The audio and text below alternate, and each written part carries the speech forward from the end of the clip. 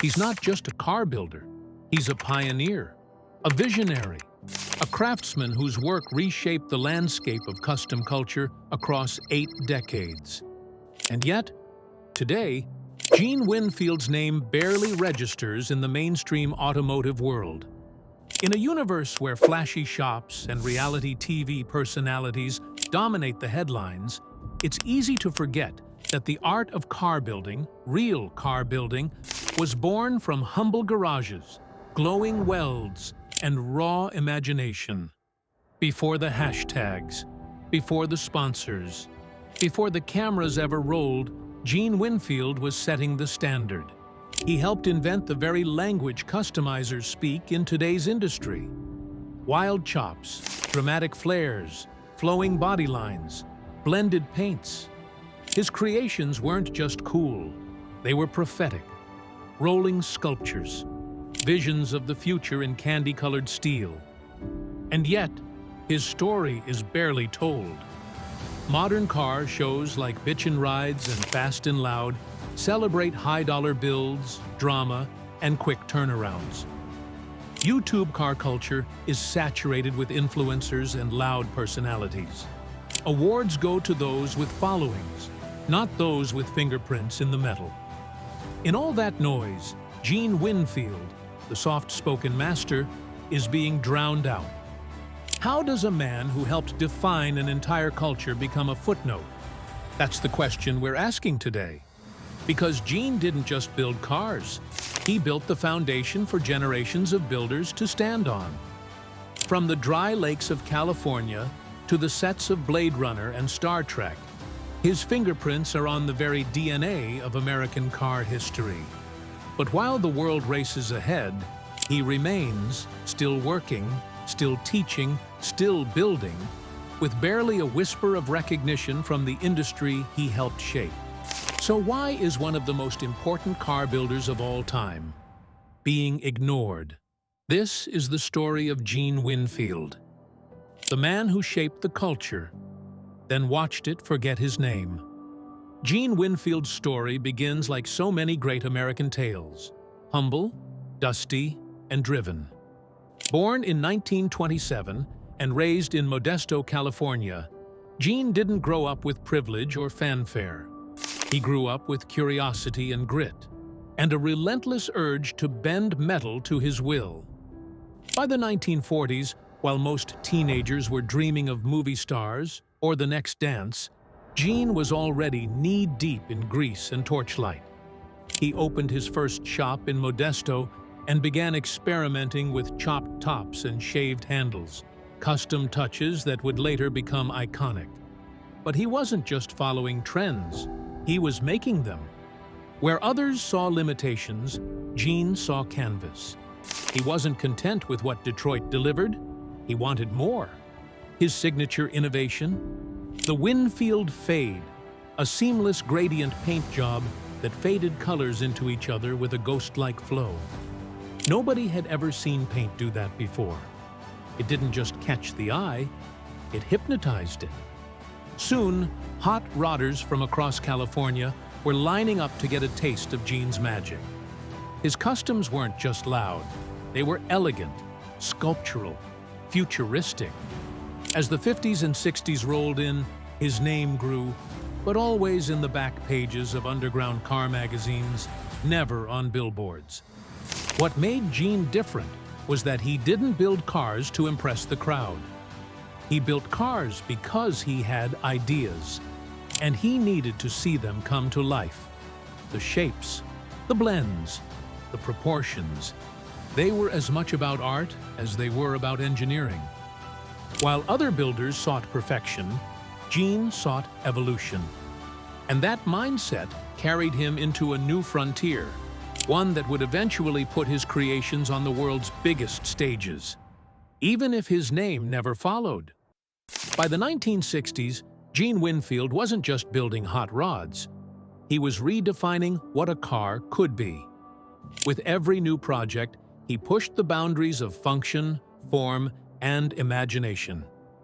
His builds became legendary: the Reactor, a radical front-wheel drive custom with an aluminum body, and adjustable ride height. So advanced, even Detroit's top brass were stunned.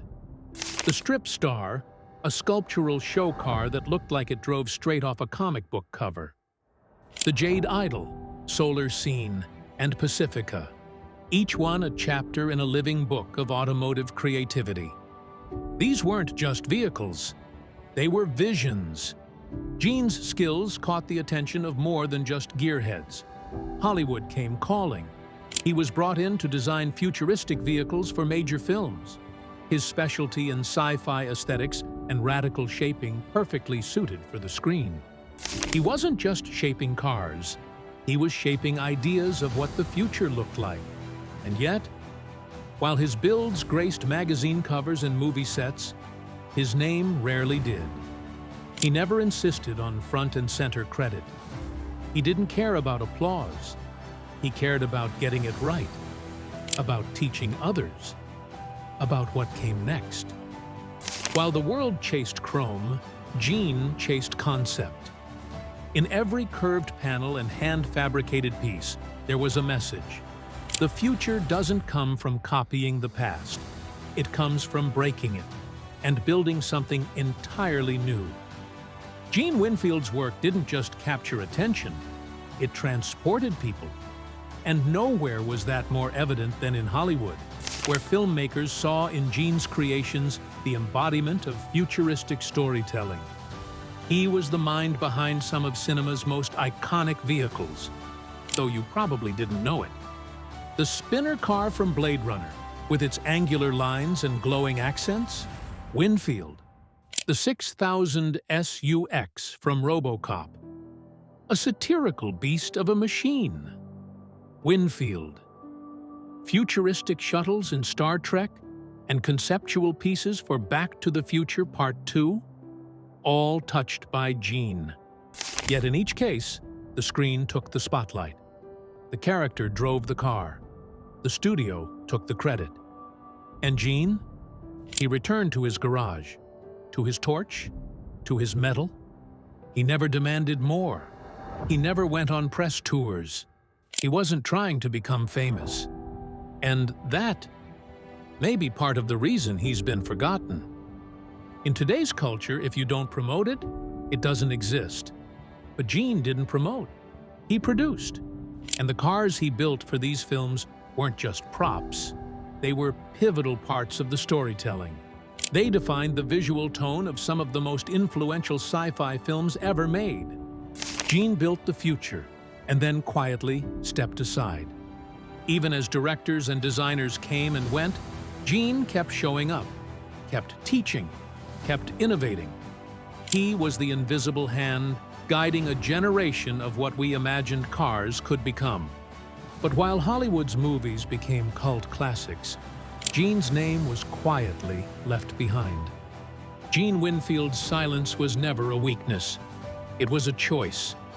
While other customizers were busy building their brands, writing books, launching product lines, or starring in television shows, Gene stayed focused on the work.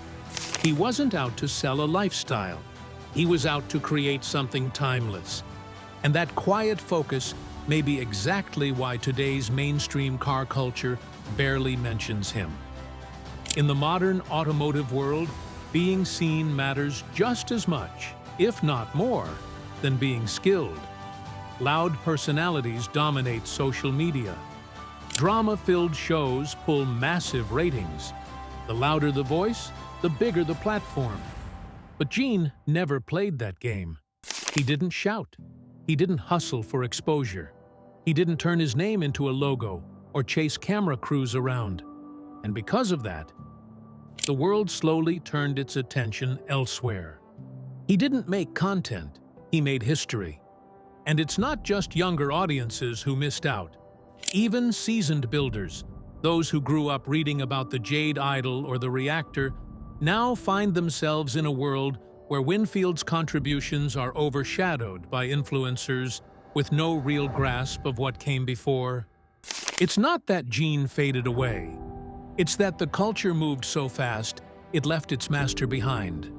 And now, even as he nears 100 years old, His name isn't trending. His cars aren't viral. But that doesn't mean he's forgotten, not entirely.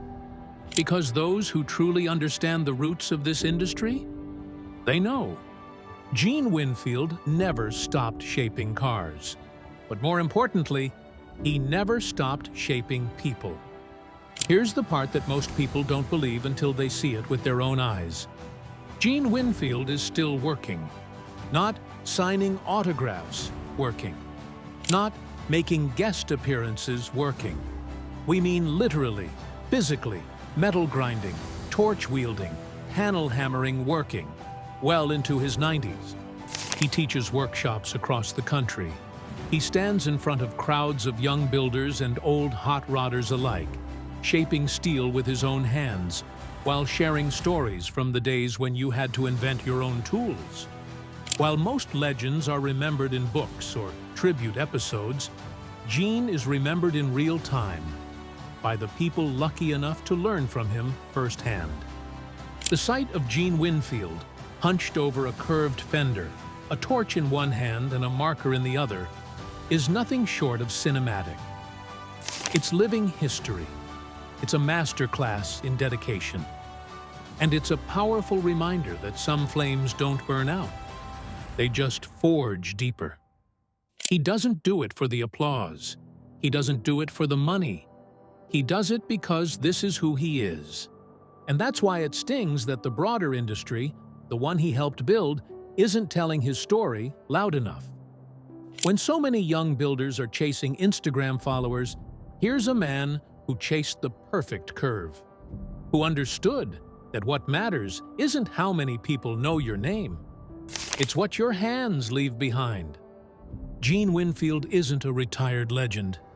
He's a working one. If you talk to those lucky enough to have spent time with Gene in his shop or at one of his famed workshops, they'll tell you the same thing. He's not just teaching metal shaping, he's teaching mindset. Gene Winfield believes in patience, in craftsmanship, in putting pride into the smallest weld, even if no one ever sees it. He teaches that every curve of a car tells a story, and it's your job as the builder to make that story matter. He doesn't belittle beginners, he lifts them up. And unlike many legends who guard their secrets, Gene shares everything. How to blend a fade, how to form a panel, how to read the metal with your hands, not your eyes. And he doesn't just mentor in person. His work, his style, mentors through time. The Winfield Fade alone has been studied, copied, and honored by generations of painters.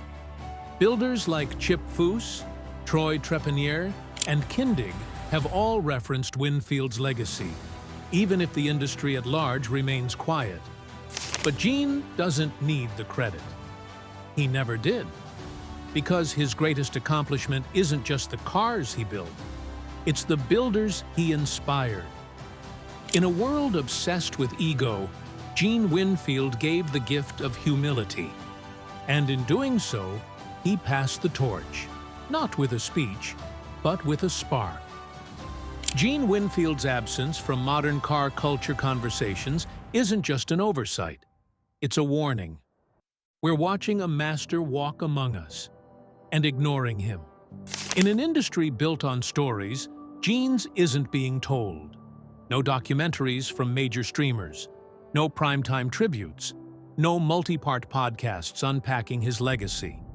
Meanwhile, shows with made-up drama and cut corners dominate screens and feeds across the world. Why? Because Gene never fit the mold of the modern media machine. He's not a personality. He doesn't stir controversy or chase headlines. He's not in your face. He's in the shop, in the garage, in the metal. But that's exactly why we should be paying attention. This isn't just about one man.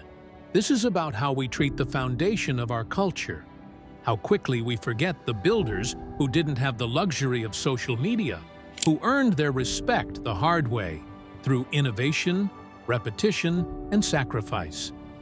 The car world prides itself on loyalty and tradition, and yet Here stands one of the most influential customizers in history. Still alive, still teaching, still shaping steel. And we're letting his name fade behind TikTok reels and ego-driven shop wars.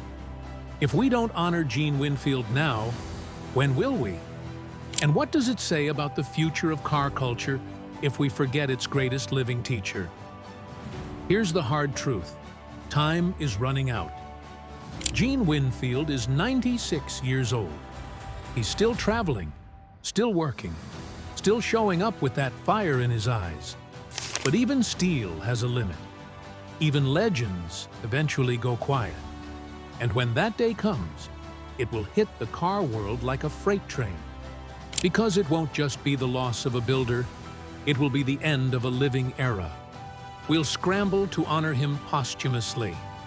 There will be tribute videos, memorial paint jobs, and hashtags filled with regret. But what will it mean if we waited too long? Gene doesn't ask for a stage. He never has. But that doesn't mean he doesn't deserve one. He deserves the documentaries, the tribute builds, the interviews, the flowers now, while he can still smell them. Imagine a series where young builders sit down with Gene for a weekend workshop. Imagine a Netflix special that dives into the Jade Idol, the reactor, and the spinner car from Blade Runner. Imagine giving him the platform to inspire millions, just like he's done for decades, one student at a time.